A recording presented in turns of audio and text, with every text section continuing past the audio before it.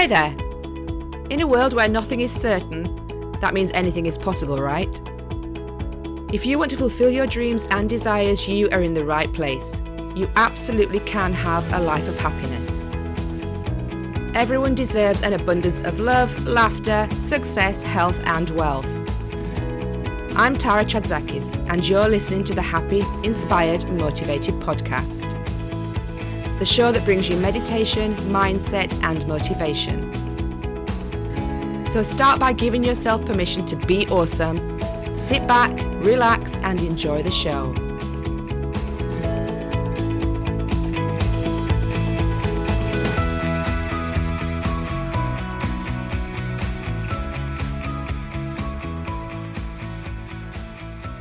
Hi, and welcome to this episode of Happy, Inspired, Motivated. As business owners, we have a lot of fears and thoughts and worries that surround the success of our business or the finances of our business and whether or not we believe we're good enough in our business. And a lot of these you think are personalized to you, which they are, the circumstances, the events, situations most definitely are. But we have a huge common thread. And sometimes you don't realize what that thread is. So you think it's all tied to, for example, a personal event or a relationship or something like that. And until you break that down into what is actually lying underneath the feelings that have come up and what's going on in your subconscious and ultimately your nervous system, because it's trapped in there, then you just keep tying that feeling, that emotion, that thought to that specific person or event. But there's always more that's underneath there. So for example, a client that I've been working with was seemingly doing all the right things. You know, she was working really hard in her business. She always worked on her business from 9 a.m. till 5 p.m. without fail. She never took time off, never flaked and went off for the afternoon. She worked in the evenings as well after her children had gone to bed because they're quite young. Because when she was formally employed, she was out working in the office from like 8:30, 9 a.m. until 6:30 at night. Her kids during that time were obviously at school, but they were put into after school clubs so that she could work longer hours and create more business for her employer and get paid pretty substantial salary. Then when COVID hit and this phenomenal lady decided that she wanted to start her own business, you know, she'd had the kids home during COVID. She'd loved being around them. She spent a lot of time with them. And then when she started her own business and things started opening up, COVID regulations were being relaxed and her kids were going back to school. She didn't want to put them in the after school club anymore because she felt it would take time away from her and the kids. And she didn't want to miss any more time than she already had when she was working full time. So that's great. She's working her day. Her hours aren't as long as they were when she was employed. So when the kids go to bed, she makes up that time by doing extra work in the evening when she's got some peace and quiet. And through all of this, you know, she is earning an income in her business, quite a substantial amount, but it's not consistent. So one month she may have a high income and then the month after it's half that. And she couldn't understand why it was so inconsistent.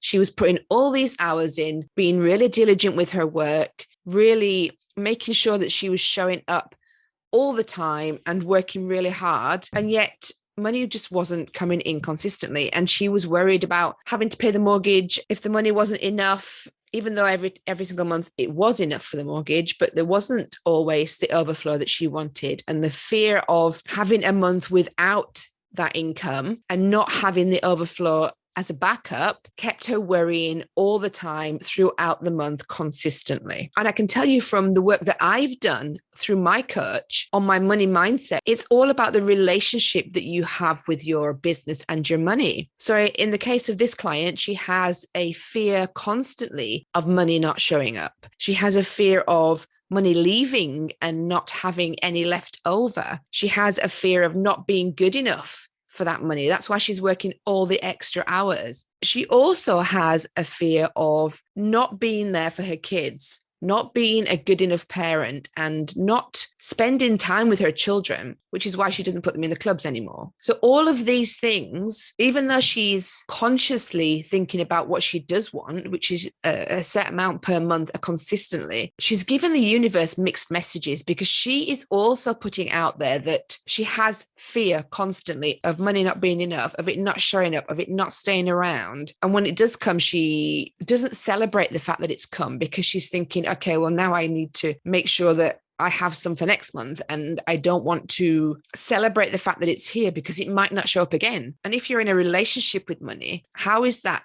translated as an energy into money? It's definitely a lack or a negative energy. And the same goes with worrying about whether or not she's being present enough for her kids, whether she's being a good mom, whether her business is taken away from her children. And if she has more income, is that going to interfere with how much time she spends with her kids? So all the wants that she's putting out there are coming from a place of focusing on the don't wants. And that is a lower negative energy that's just not going to get you the wants that you want, because that negativity is so much more prevalent than the positive energy and the desires and wants that she has from a feel-good energy space. One of my other clients didn't seem to understand why her business wasn't taking off, why she wasn't earning the income that she wanted, why she wasn't taking the steps that she needed to really expand her business and grow. And that's the beauty about the work that I get to do with my clients. We get to uncover the real reasons behind what's happening in your business. So it's not necessarily that you're not putting the work in, or that you're not doing everything that you need to do, or you're not showing up how you need to, because you can be doing all those things. But if you're subconsciously blocking that success and that money, it's not going to come to you. So one of my clients, when we were talking about her family life and her past, she casually slipped into the conversation that she was very close with her mum and her siblings, but not very close with her dad. And when I asked her why, she said that he was never around when she was growing up. She said he had a lot of money from the business that he had. So money was never a problem. He would always buy her what she wanted and really spoil her with gifts and use money to help her get forward in life. But ultimately, he was never at home. He was always at work. So she never saw him. So she never had that bond with him. And think about that as a mum. If you're working your own business, if you're a female entrepreneur and you have children, do you have that subconscious thought tied to business success and financial abundance? Do you think subconsciously that being great in business, making lots of money and being really successful in what you do means that you're not showing up for your kids, means that you're not there on a consistent basis? You're always absent. You're always going to be the parent that's not around. And you're going to run the risk of not creating a strong bond with your children. And as mothers, most of us really want that bond. So we're really torn between having the success, having the financial abundance, and not losing our children or our family lives. A lot of my clients have had these quite similar fears and worries that have been tied to their businesses, but they have not realized it at the time because it's nothing to do with their business as such. They don't think of it as stopping their business success or their financial success. But let's take, for example, have you ever heard the phrase that you're going to be lucky in money or lucky in love? That's automatically playing over on repeat in your head without you even realizing it. One of my clients' husbands left her and she had the fear of being abandoned again. And that translated to being abandoned not just by another partner, but also by her clients, being abandoned by money and it not showing up again, because ultimately she didn't feel that she was worthy of being loved, that she didn't feel that she was worthy of being happy. And because she tied her happiness to her business success and her financial success, that fear of abandonment and not being good enough to be loved and to be happy was translating in her business as her clients not showing up or her clients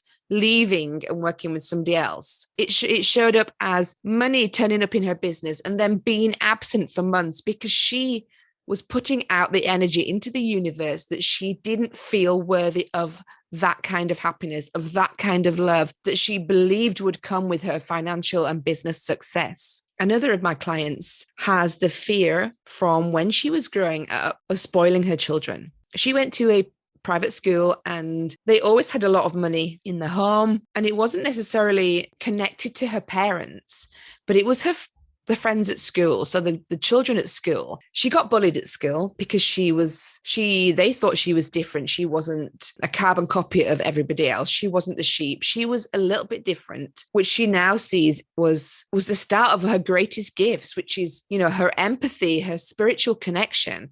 But she didn't understand that at the time, and neither did the other two students. The other children bullied her, and they were all about showing off in front of each other because it was a private school. So their parents obviously had to have a certain amount of wealth to be able to attend the school. But we're talking about kids who were showing off their clothes or showing off their fancy car or being very precocious and rubbing their wealth in the face of other students or other children. And it's not that she wasn't able to access those kind of material products, but she saw that a lot of these children that were bullying her, or all of the children that were bullying her, were all really spoiled. And their parents flooded their bank accounts with money and spoilt them terribly by buying them everything they wanted. And they treated other people badly. Now, you can imagine this woman does not want her children to be bullies, to be mean people. And she associates the fact of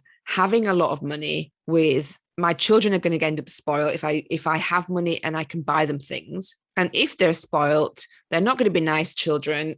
They're not going to be nice people. And I don't want my children to be like that. And on the flip side of this, her mother made sure that she didn't allow her daughter to be spoiled. So she consciously said no to buying her things and withheld money at certain times so that she didn't turn out to be a spoiled brat. So you can just appreciate all of these different conflicting thoughts and feelings and beliefs around money and success in her business. And one of the things I asked her was, is it only rich people who are spoiled who are bullies? She was brought up in a wealthy household. She was relatively spoiled, not maybe to the degree of some of the other students, but that's because her mother made sure that she wasn't. But she's a really good person. She has such a beautiful soul. She's so kind and giving and caring and sensitive. And her children are the same too, because that's how she's raising them. And the fact of the matter is that it's not the money that destroys the people. It's not money that makes people bad. Money just amplifies the person that you are to start with. So if you are struggling with issues at home as a child and you feel neglected,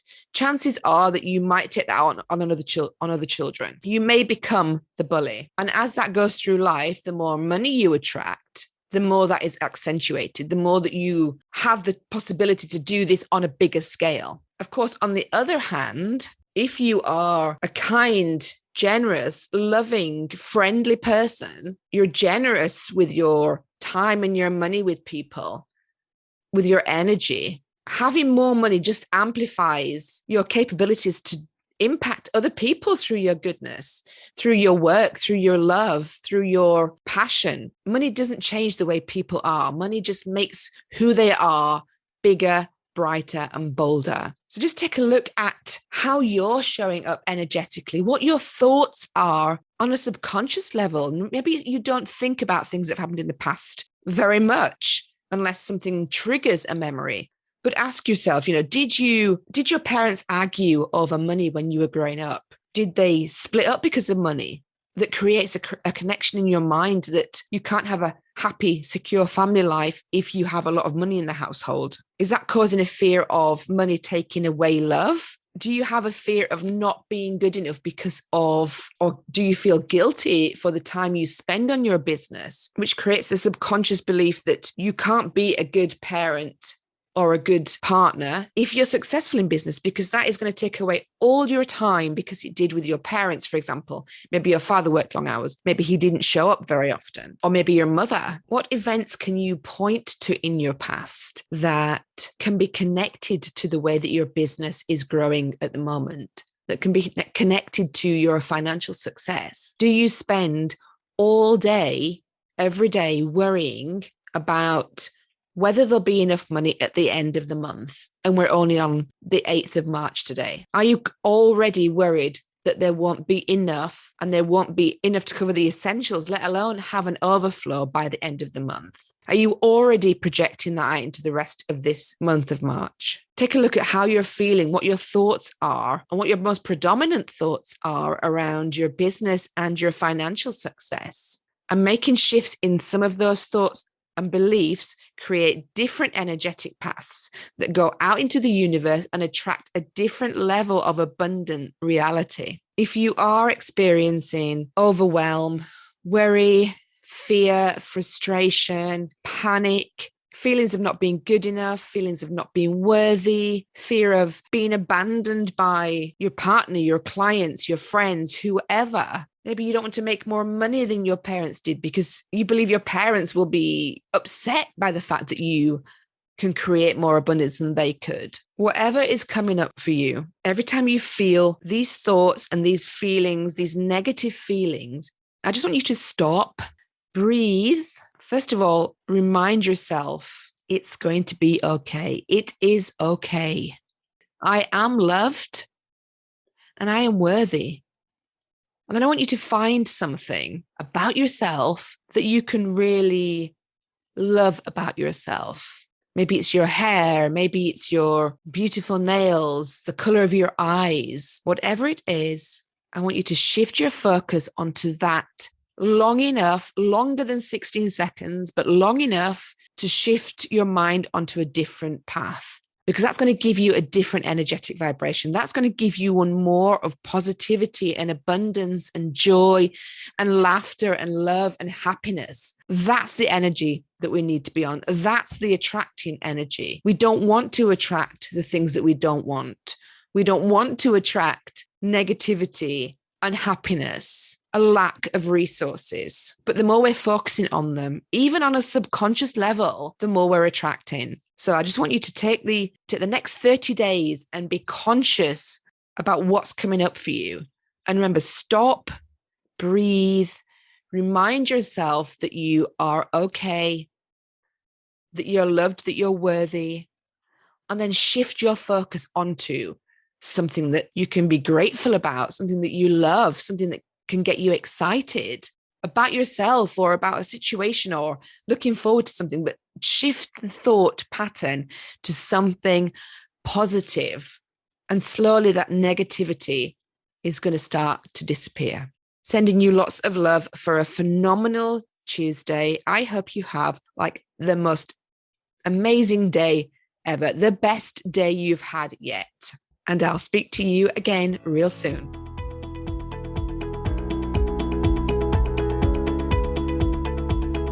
Thank you for listening to the Happy, Inspired, Motivated podcast. I'll be back next week bringing more meditation, mindset, and motivation for your happy and successful life. To find out more about our community, go to tarachatzakis.com/happy, inspired, motivated.